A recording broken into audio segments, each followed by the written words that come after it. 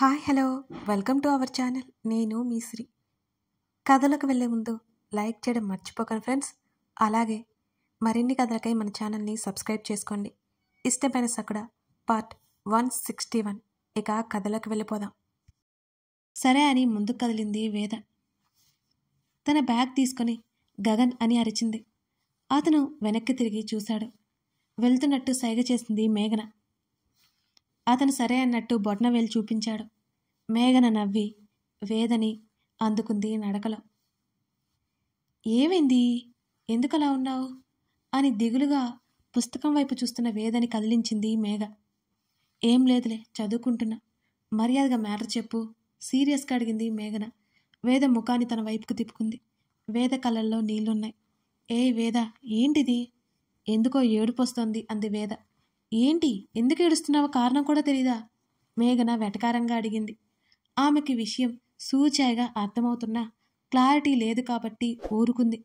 మేఘనని హత్తుకుని, మేఘ, నీతో ఒక విషయం చెప్పనా అని వేద కళ్ళు తుడుచుకుంటూ చెప్పింది. చెప్పు వేదు. నాకు హర్ష అంటే ఇష్టం, కానీ తనకు నేనంటే ఇష్టం లేదు అని మరోసారి కన్నీళ్ళొస్తే తుడుచుకుంది వేద. వేద భుజాలు పట్టి దూరం జరిపి అక్కడి నుంచి బెడ్ మీదకి తీసుకెళ్ళింది మేఘన. స్నేహితురాళ్ళిద్దరూ చేతులు పట్టుకొని, వేద, చిన్న విషయం ఎక్కడికో తీసుకెళ్లకు. ఇంకా నువ్వు హర్ష క్లోజ్ అవ్వలేదు. మీ ఇద్దరి మధ్య రిలేషన్ స్ట్రాంగ్ అవ్వలేదు. అలాంటప్పుడు నువ్వు హర్షకు నచ్చలేదనుకోవడం తప్పు కదా. ఇంకా మనం ఇక్కడ చాలా కాలం ఉంటాం. మెల్లిగా హర్ష ఉద్దేశం తెలుస్తుంది. ఆ మాత్రం దానికి ఏడుస్తావా అని సర్ది చెప్పింది మేఘన. అది కాదు మేఘ, తనకి ఎందుకు నేను నచ్చను.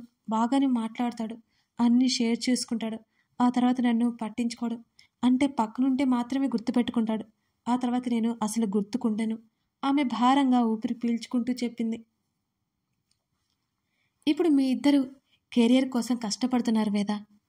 ఇప్పుడు ఇదంతా ఆలోచించి నువ్వు బాధపడకు. తనకి ఎన్ని ఆలోచనలున్నాయో మనకి తెలియదు కదా. అయినా మా వేద ఇలా ఏడవదు. సరదాగా నవ్వుతూ నవ్విస్తూ ధైర్యంగా ఉంటుంది. గడ్డం పట్టుకుని కళ్ళల్లోకి చూస్తూ నవ్వింది మేఘన. వేద కళ్ళు తుడుచుకొని, నేను చాలా ఎక్కువగా ఆలోచిస్తున్నానని అర్థమైంది. నేను ఏడవడం ఏంటి? ఫస్ట్ టైం వీడు నన్ను ఏడిపిస్తున్నాడు. అంతకంతకు ఏడిపిస్తా, ముఖాన్ని కోపంగా పెట్టుకొని చెప్పింది వేద. ఆమె మాటలకు మేఘనకి నవ్వొచ్చింది అసలు. ఇవాళ డిన్నర్కి వస్తారా అని కాల్ చేశారు. నువ్వు డల్గా ఉన్నావని నేను వద్దని చెప్పాను అని అన్నది మేఘన. ఎందుకలా చెప్పావు? నన్ను అడగొచ్చు కదా. వేద కంగారుగా అంది. నువ్వు రాను అంటావేమోనని అడగలేదు. ఆల్రెడీ మనం ఎక్కేశాం. ఇంకేంటి, పడుకో. తన బెడ్ మీద వాళ్ళ దుప్పటి లాక్కుంటూ అంది మేఘన. ముఖం నల్లగా పెట్టుకుని పడుకుంది వేద. వేద మాటలు విన్న తర్వాత హర్ష మీద ఆమె ఒపీనియన్ చాలా సీరియస్ అనిపించింది మేఘనకి. మరో వారం రోజులు వాళ్ళని కలవలేదు. హర్ష తన ప్రాక్టీస్లో మునిగిపోయి ఉన్నాడు. ఫిట్నెస్ మెయింటైన్ చేయడానికి కష్టపడుతున్నాడు. గగన్ తన వర్క్లో మునిగిపోయి ఉన్నాడు. ఓ రోజు సాయంత్రం డోర్ బెల్ మోగుతుంటే తలుపు తెరిచాడు గగన్. ఎదురుగా మేఘన కనిపించింది. అతను ఆమె వైపు సందేహంగా చూశాడు. లోపలికి రావచ్చా మేఘన అడుగుతుంటే అతను దారి ఇచ్చాడు. నువ్వేంటి సడన్గా గగన్ అడుగుతుంటే ఆమె ముఖం మాడిపోయింది. నువ్వే కదా రమ్మని చెప్పావు ఒకసారి ఆమె బిక్కమొహం వేసుకుని చెప్పింది. అతను ఒక క్షణం ఆలోచించి, ఓహ్ ఓకే కమ్ అంటూ సోఫాలో కూర్చున్నాడు. చూపించాడు కూర్చోమన్నట్టు. వేద అని అడిగాడు గగన్. ఎప్పుడు మేఘనతో పాటే ఉంటుంది. అతని వైపు చూస్తుంది మేఘన. బనియన్ మాత్రమే ఉంది. ఆమె చప్పున ముఖం తిప్పుకుంది. తను ఈ నైట్ రాదు, ప్రాక్టికల్స్ ఉంటాయి. అక్కడే ఫ్రెండ్ ఇంట్లో ఉండి రేపు సాయంత్రం వచ్చేస్తుంది అన్నది వేద. అతను అక్కడి నుంచి లోపలికి వెళ్ళిపోయాడు. ఆమె మౌనంగా సోఫాలో కూర్చుంది. హర్ష కూడా ఉంటాడనుకుంది. అక్కడికి వచ్చేసరికి హర్ష కనిపించలేదు. కాసేపటికి టీషర్ట్ తగిలించుకుని బయటకు వచ్చాడు గగన్. ఆమె తన క్లాసెస్ గురించి అతనితో మాట్లాడింది. ఇద్దరు ల్యాప్టాప్ ఎదురుగా కూర్చున్నారు. అతను చెప్పేది శ్రద్ధగా వింటోంది మేఘన. ఆమె డెడికేషన్, ఏదైనా త్వరగా క్యాచ్ చేయడం, ఇదంతా నచ్చింది గగన్కి. అతని శరీరం నుంచి వచ్చే ఏదో సువాసన, అతనితో ఉన్న ఆ దగ్గరతనం, అప్పుడప్పుడు తగులుతున్న అతని చేతి స్పర్శ మేఘనలో వింత భావాలను రేకెత్తించింది. ఆమె తన్ను తాను అదుపు చేసుకోవడానికి ప్రయత్నం చేస్తూనే ఉంది. చాలా కష్టపడి పోవలసి వచ్చింది మేఘనకి. కాసేపటి తర్వాత ల్యాప్టాప్ క్లోజ్ చేశాడు. నువ్వు కొత్తగా నేర్చుకోవడానికి ఏం లేదు అన్నాడు అతను. ఆమె చిన్నగా నవ్వుతూ, నువ్వు నాకు బేసిక్స్ మాత్రమే చెప్తున్నావు గగన్, ఇదంతా మా కాలేజీలోనే తెలుసుకున్నాను అంతే అన్నది మేఘన. నీకు ఎక్స్ట్రా ఏం అవసరం లేదు అని అన్నాడు గగన్. అతని మనసులో ఏముందో ఆమెకు తెలియలేదు. కానీ అతనితో ఉంటే బాగుంటుంది. అతను చెప్పే మాటలు ఆమెకి ఎప్పటికప్పుడు ఊరట కలిగిస్తూనే ఉంటాయి. కాఫీ మేఘన అడిగింది. అతను అక్కడి నుంచి లేచి, అలాంటివి ఎక్స్పెక్ట్ చేయకో అని తన మొబైల్ తీసుకుని సిస్టమ్ టేబుల్ ముందు కూర్చున్నాడు. అయ్యో, నీకు రాకపోతే నేను పెట్టిస్తా కదా అంది మేఘన. అతను కిచెన్ వైపు చేయి చూపించాడు. మేఘన కాఫీ కలుపుతోంది. అదే సమయంలో హర్ష ఇంట్లోకి వచ్చాడు. సోఫాలో అడ్డంగా పడిపోయాడు వచ్చి రాగానే. ఈడియట్, వెళ్ళి ఫ్రెష్ అవరా గగన్ విసుక్కున్నాడు. ఎనర్జీ నిల్లైపోయిందిరా బాబు అని హర్ష నీరసంగా అన్నాడు. కాఫీ సువాసన ముక్కును తాకాయి. అతను తల తిప్పి చూడగా కిచెన్లో ఎవరో అమ్మాయి కనిపించింది. హర్ష అదిరిపడ్డట్టు లేచి కూర్చున్నాడు. గగన్ అని ఓ అరుపు అరిచాడు హర్ష. వెనక్కి తిరిగి చూసింది. గగన్ చిరాగ్గా చూశాడు హర్ష వైపు. అక్కడ మేఘన కనిపించడంతో అతను ఆశ్చర్యం నుంచి తేరుకుని, హాయ్ మేఘ, ఏంటి ఈ సడన్ సర్ప్రైజ్ అని అడుగుతూ కళ్ళతోనే వేద కోసం చుట్టూ వెతికాడు హర్ష. ఆమె కాఫీ తీసుకొచ్చింది. ఓన్లీ బ్లాక్ కాఫీ హర్ష అన్నాడు. 2 minutes ఆమె గగన్కి కప్ అందించి మళ్ళీ కిచెన్లోకి వెళ్ళింది. మేఘన మరో 2 నిమిషాలకి కాఫీ కప్ తీసుకొచ్చి హర్షకి ఇచ్చి కాస్త దూరాన తాను కూర్చుంది. ఊరికే ఈ మధ్య మీట్ అవ్వలేదు కదా, ఎలా ఉన్నారు మేఘన ఇద్దరినీ చూస్తూ అడిగింది.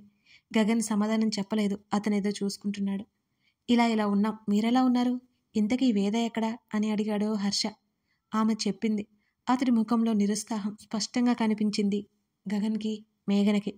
ఓకే, నేను ఫ్రెష్ అయ్యి వస్తాను, మీరు మాట్లాడుతూ ఉండండి అని హర్ష వెళ్ళిపోయాడు అక్కడి నుంచి. మేఘన కాసేపు కూర్చుంది గగన్తో మాట్లాడుతూ. ఆమె మాటలు వింటున్నాడు కానీ అతని ధ్యాసంతా వేరే ఎక్కడో ఉన్నట్టు అతను మానిటర్ చూసుకుంటున్నాడు. హర్ష గదిలో నుంచి కాసేపటికి బయటకొచ్చేశాడు. నేను బయలుదేరుతాను అంటూ తన బ్యాగులో ల్యాప్టాప్ సర్దుకుంటూ లేచి నిలబడింది మేఘన. గగన్ సరే అన్నట్టు తల ఊపాడు. నేను బయటకు వస్తున్నాను, డ్రాప్ చేస్తాను పదా అని అన్నాడు హర్ష.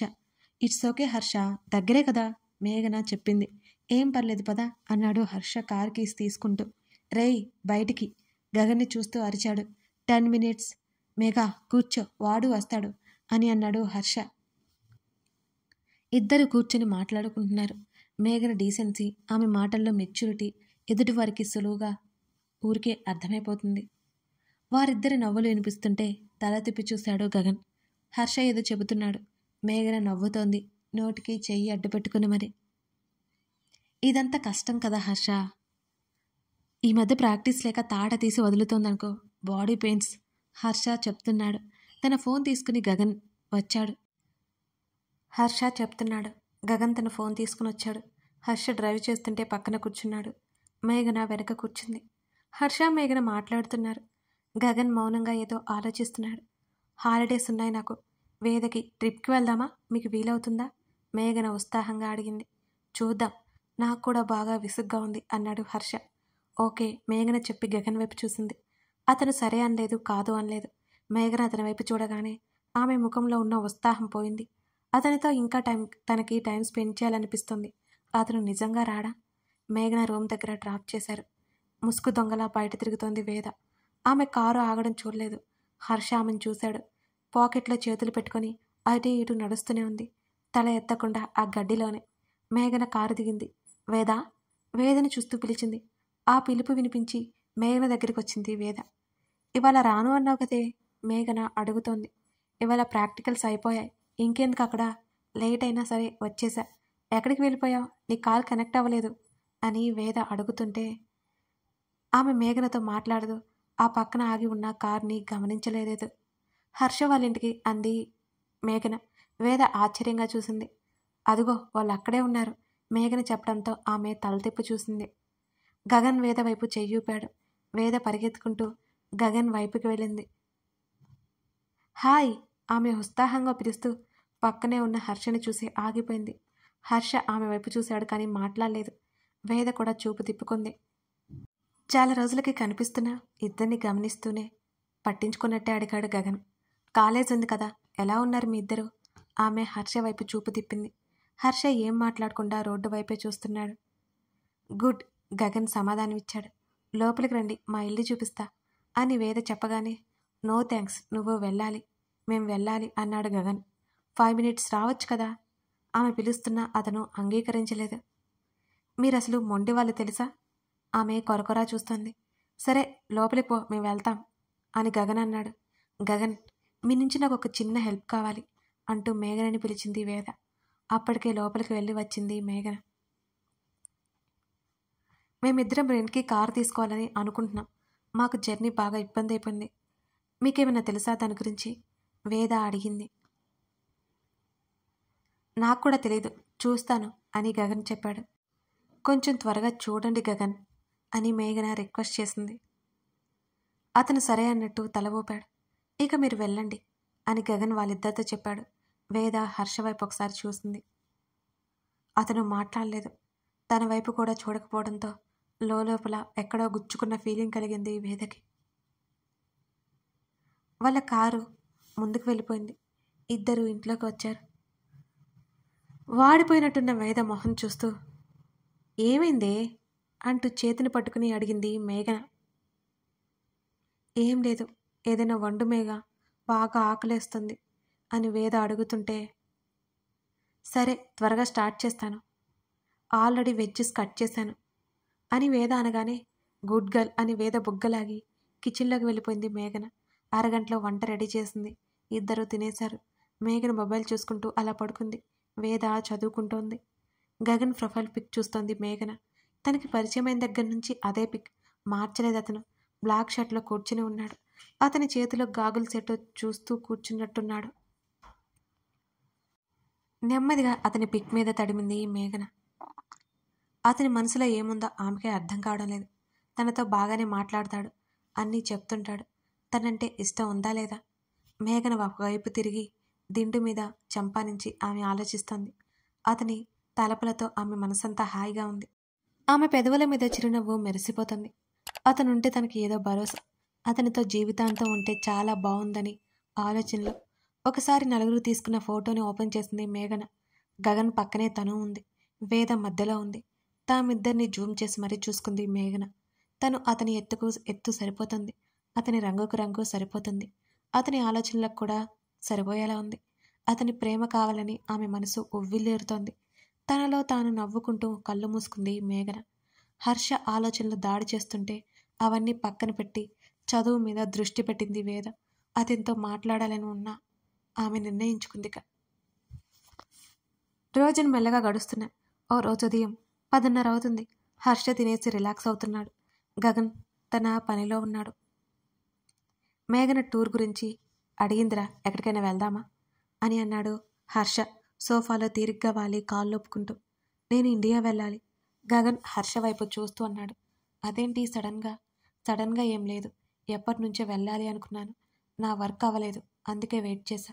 ఇంతకీ ఎప్పుడు ప్లాన్ చేశావు? Next month. నేను వచ్చేస్తాను అన్నాడు హర్ష. నోరు మూసుకొని ప్రాక్టీస్ చేసుకో. నేను వెళ్ళాలి అనుకుంటున్నానులే. ఇంతకీ ఎన్ని రోజులు అని హర్ష అడిగాడు. తెలీదు. ఈ మధ్య సార్ గారికి కాస్త తేడాగా బిహేవ్ చేస్తున్నారేంటి సంగతి? హర్ష కళ్ళెగరేశారు. మేఘన పట్ల గగన్ ఇంట్రెస్ట్ ఉందేమోనని అనిపించింది హర్షకి. అంటే ఏంటి? గగన్ విసుక్కున్నాడు. అదేంటో తమరే చెప్పాలి సార్. హర్ష సాగదీశాడు. అలాంటిదేం లేదు, నాకు కాల్ ఉంది అంటూ ల్యాప్టాప్ పట్టుకుని వెళ్ళిపోయాడు లోపలికి గగన్ ఫోన్ మోగుతోంది.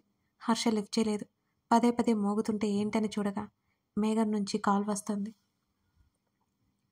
అతను సంశయించాడు. కాల్ లిఫ్ట్ చేయలేదు, కానీ మరోసారి మోగుతుంటే తప్పక లిఫ్ట్ చేశాడు.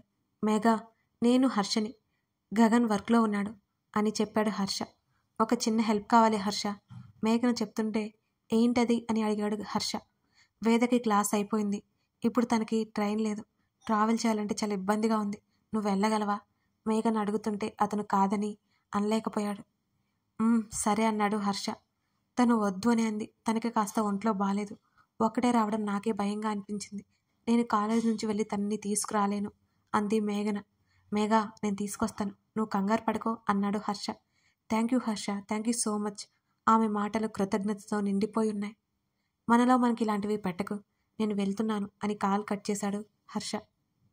తను బయటకు వెళ్తున్నట్టు గగన్ మొబైల్కి మెసేజ్ చేసి వెళ్ళిపోయాడు హర్ష.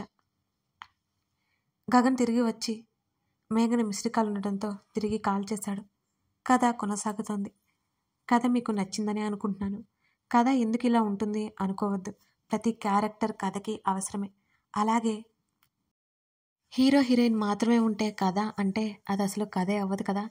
అన్ని క్యారెక్టర్స్ ఉండాలి. కథలో ఏదో ఒక వేరియేషన్ ఉండాలి. అన్ని కథలు ఒకలా ఉంటే ఇక ఏం బాగుంటాయి చెప్పండి. ఇది చాలా కొత్తగా ఉంటుంది. ఎమోషన్ అంటారా, అది ఎమోషన్ లేకపోతే కథ ఏం బాగుంటుంది చెప్పండి. మీకు ముందు ముందు నచ్చుతుందని మాత్రం చెప్తాను. స్కిప్ చేయకుండా చూడండి. Thank you.